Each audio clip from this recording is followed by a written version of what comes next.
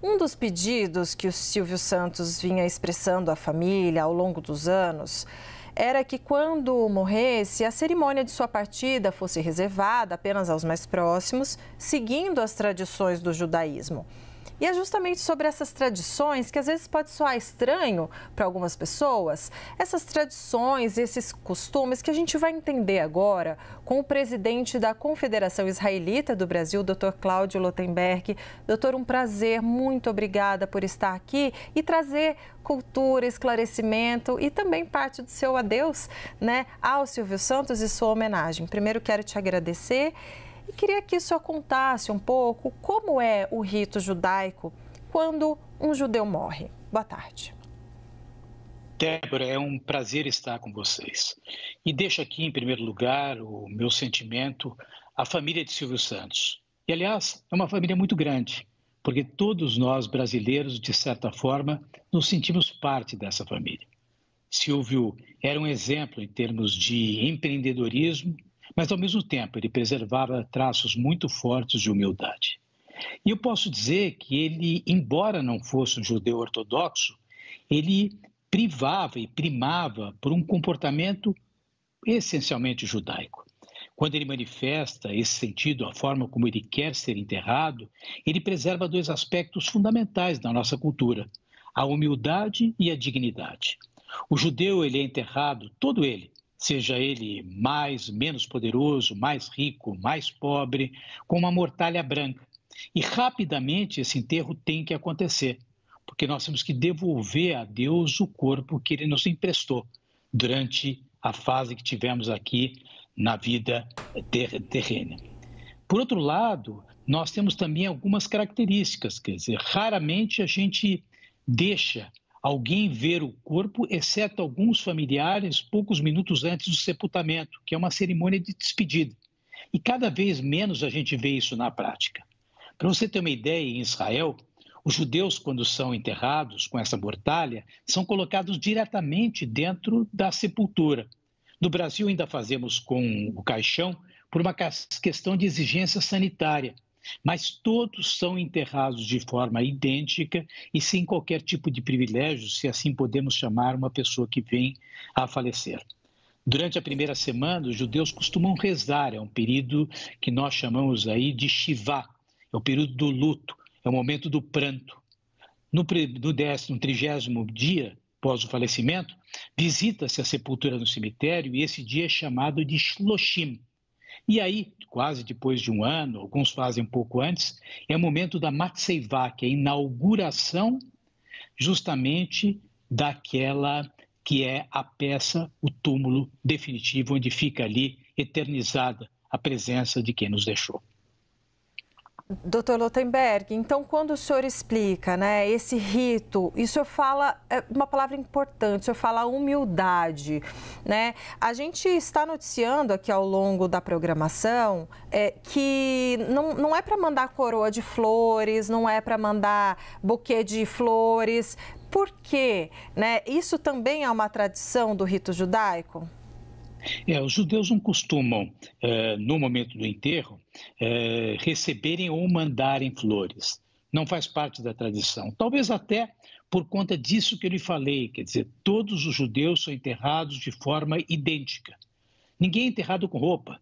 Ninguém tem algum tipo de bênção que é diferente de outra pessoa, independente daquilo que passou. Eu acho que a família, nesse momento, deve estar realmente introspecta, passando por esse período de Shivá, que é o momento do pranto.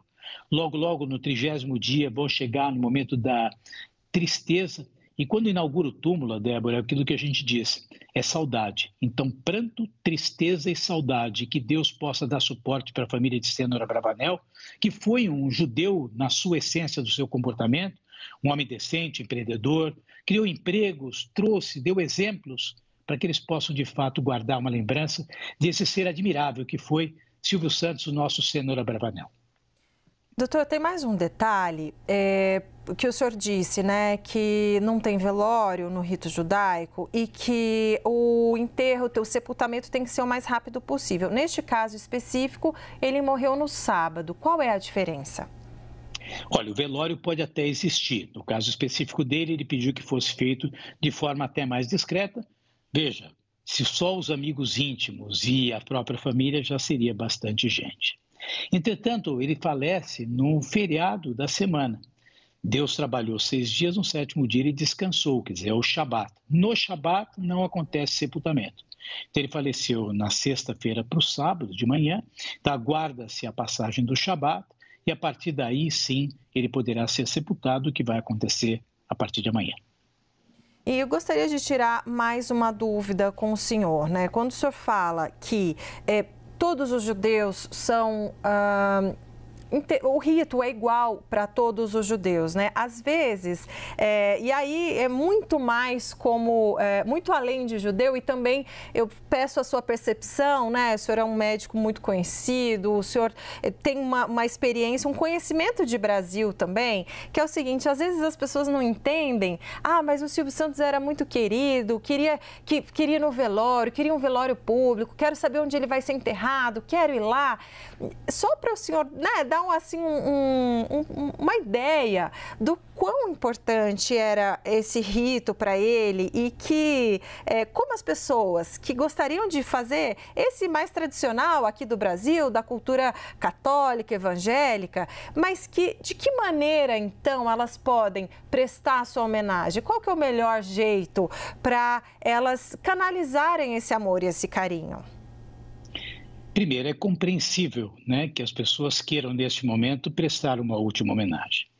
Mas existe uma tradição dentro das rezas judaicas que se concentra num termo que seja feita à vontade de Deus. Essa é a forma como os judeus aceitam a própria morte. Neste caso, existe a vontade do próprio Silvio, que deixou expresso esse tipo de comportamento e esse tipo de expectativa. As pessoas, em primeiro lugar, devem homenageá-lo dentro da perspectiva desse respeito, que, aliás, é algo muito importante dentro das relações humanas. Nós mesmos, e você também é uma pessoa que tem uma vida pública, temos direito à nossa privacidade. E esse elemento deve ser respeitado. A homenagem principal seria talvez essa, que foi o que ele pediu. Em segundo lugar, eu acho que o Silvio, onde ele estiver, neste momento, ele estaria pedindo para que a nossa sociedade fosse um pouco mais justa. Estaria pedindo para que a nossa sociedade fosse uma sociedade mais de valores e menos de posses. Ele que era um homem que tinha posses, que a nossa sociedade primasse pela paz. E talvez, entendendo o conceito do forte sentimento judaico que Silvio Santos tinha, apesar de não ser um judeu ortodoxo, eu entendo que se as pessoas tiverem isso nos seus corações, elas estão homenageando ao Silvio, e eu posso até me estender a toda a comunidade judaica e a sua família. Eu posso só avançar só mais um pouquinho para a gente entender na tradição judaica qual é o pensamento, a crença do que acontece quando a pessoa morre? Olha, Débora, essa pergunta é interessante porque os ortodoxos, eles têm uma visão de que existe a vida após a morte e que existiria um período, inclusive, de purificação de alma. Os menos ortodoxos enxergam de uma forma um pouco mais diferente. Eles entendem que a vida ela é importante enquanto vivida. Eu diria que na tradição judaica você muitas vezes tem duas pessoas e três interpretações diferentes. Faz parte da cultura judaica, até do certo humor da vida judaica. Então, o que eu posso dizer é que para nós judeus o que vale é aquilo que a gente faz todos os dias.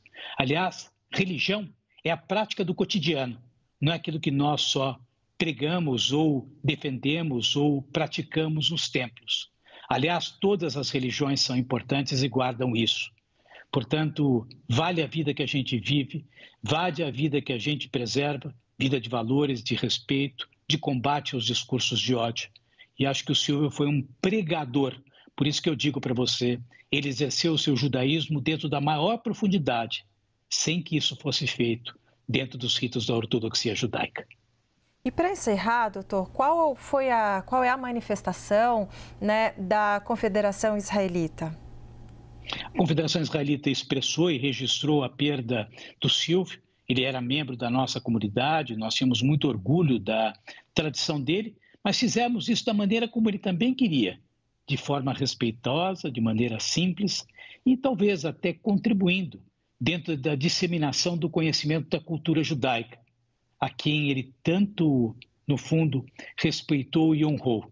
Então, estamos seguindo o pedido dele, discretos, respeitando de maneira humilde e com dignidade. Isso é que o Silvio Santos nos pediu e é assim que a comunidade judaica o está fazendo dessa maneira e neste momento, inclusive aqui para os nossos telespectadores da CNN.